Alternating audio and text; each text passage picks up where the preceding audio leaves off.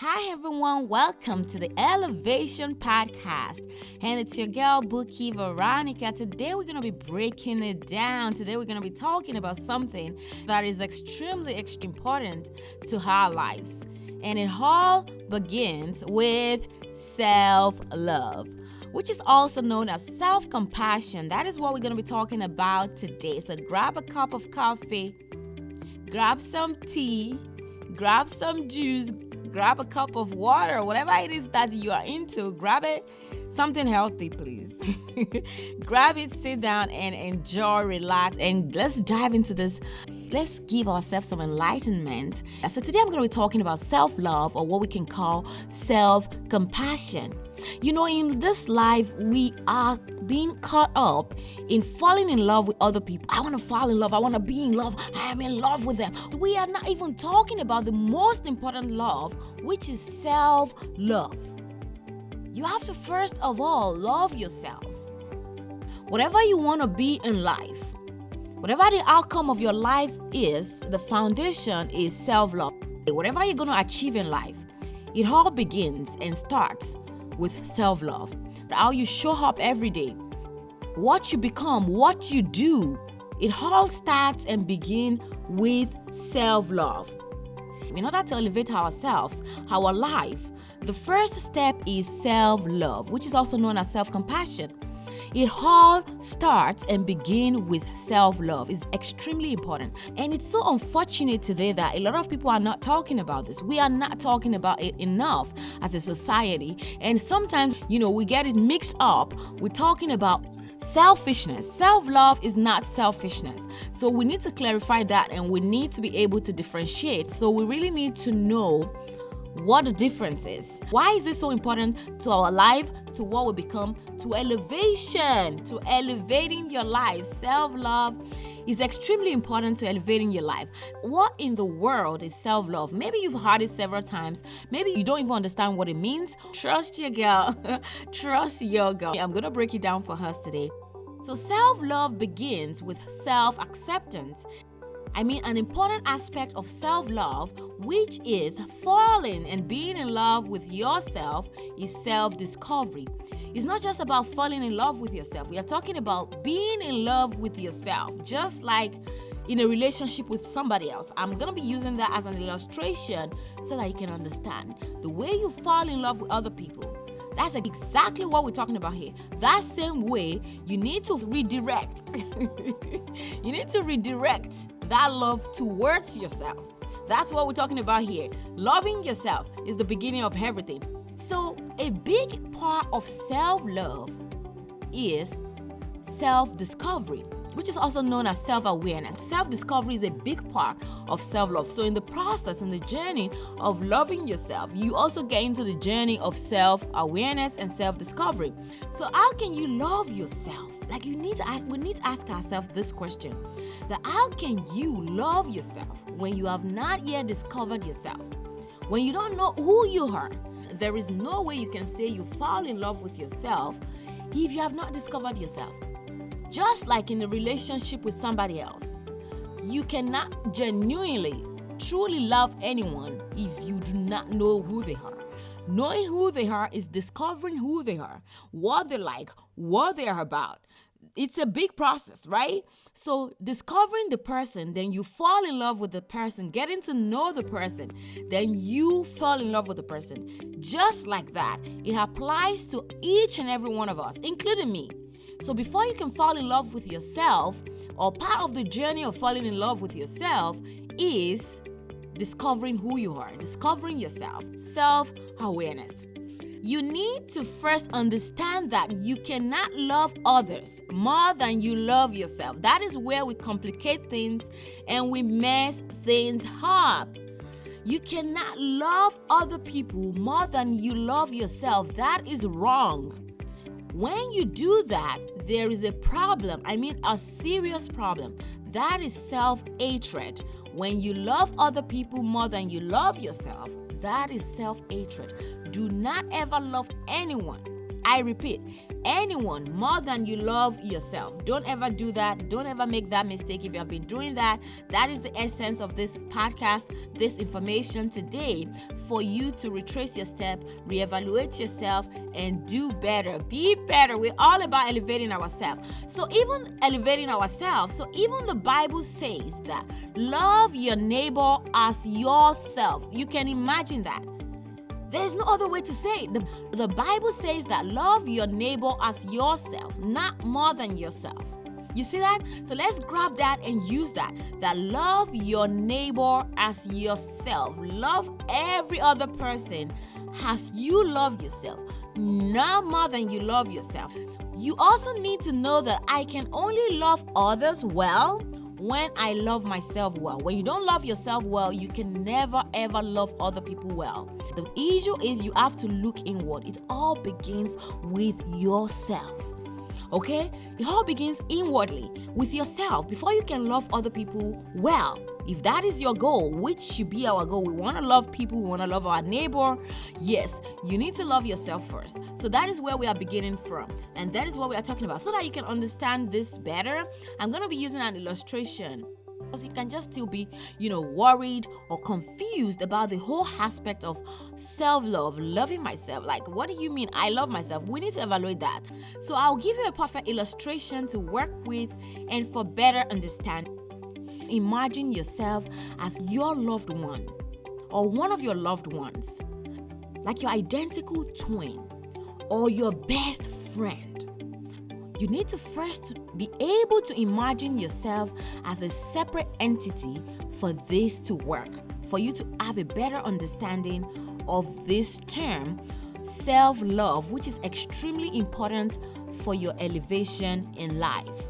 You need to be able to separate yourself and imagine yourself as a separate entity for you to understand what we're talking about here. So what is self-love? Self-love is a state of appreciation of oneself that grows from actions that support our physical, psychological, and spiritual growth. Take note of the words physical, that's your body, internally and externally. Psychological, that's your mental state, and your spiritual, which is your soul. So it involves appreciation of all these areas of your life.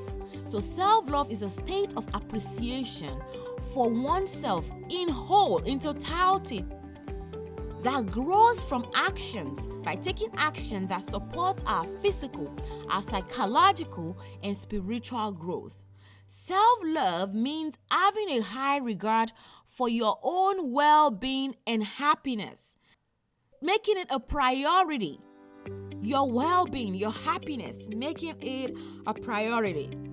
So self-love means taking care of your own needs, and not sacrificing your well-being to please others.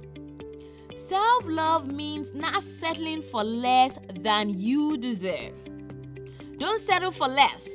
That is self-love. You're trying to figure out what self-love means. That is what I'm talking about here. Taking care of yourself. It means taking care of your own needs and not sacrificing it for nobody. Your well-being is important. Don't sacrifice it for others. So self-love means not settling for less than you deserve. Self-love means that you accept yourself fully, treating yourself with kindness and respect, and nurture your growth and well-being. Kristin Neff, pioneer of self-compassion research, describes it as follows. Self-compassion involves treating yourself with the same kindness, concern, and support you would show to a good friend. You see that illustration? Just the way you're going to treat your good friend. That's exactly what you need to be doing to yourself. You need to check yourself. You need to evaluate yourself. Are you treating yourself exactly the way you treat your friend? Do you judge your friend? Do you talk negatively to your friends? No. And a lot of us do these things to ourselves. A lot of us, we are our own biggest enemy. I'm telling you the fact. The things we cannot do to our best friends, to others, not even just our best friends, we're doing it to ourselves. We're doing it to ourselves. That is lack of self-love. The self-compassion involves treating yourself with the same kindness, concern, and support you show to a friend when faced with difficult life struggles or confronting personal mistakes, failures, and inadequacies. So when you personally are going through difficult situations in life, when you are going through struggles, mistakes, failures, how do you treat yourself? That's where you need to check yourself and evaluate yourself. What do you do in that situation? I'm sure a lot of people will be, I'm just a bum. I'm just a mess. We say the worst, vile languages to ourselves. Sometimes we don't even say it out loud. But we say the worst things to ourselves when we are going through difficult situations. That is wrong. When you are going through negative situations, when you are going through difficult situations, just the way you are going to sit your friend down, your loved one, sit them down and talk to them and hug yourself and tell yourself, I am sorry. Mention your name. I'm sorry, Buki, that you're going through this. This is so bad. I am sorry. Oh my God, I'm so sorry. Even if that's all you have to say, it's okay. I'm so sorry you're going through this. This is bad. First of all, acknowledge that you're going through something bad. Don't ever speak negatively to yourself. Do not ever do that. Because you're not going to speak negatively to your friends. You're not going to speak negatively to your loved ones. So don't ever speak negatively to yourself. The first thing when you're going through a difficult situation is that you speak to yourself. I am so sorry. Hug yourself. Embrace yourself. I am so sorry. Settle down. If you want to cry, cry. It's okay. Don't say, no, I'm not going to show this emotion. Close the door. It's okay. Cry. Pour out the emotion. And just comfort yourself. It's okay, baby. You're going to be fine, honey. You're going to be fine, darling. It's just life. All the positive things you speak to your friends, pet yourself and say to yourself, you are going to go through this and you're going to overcome.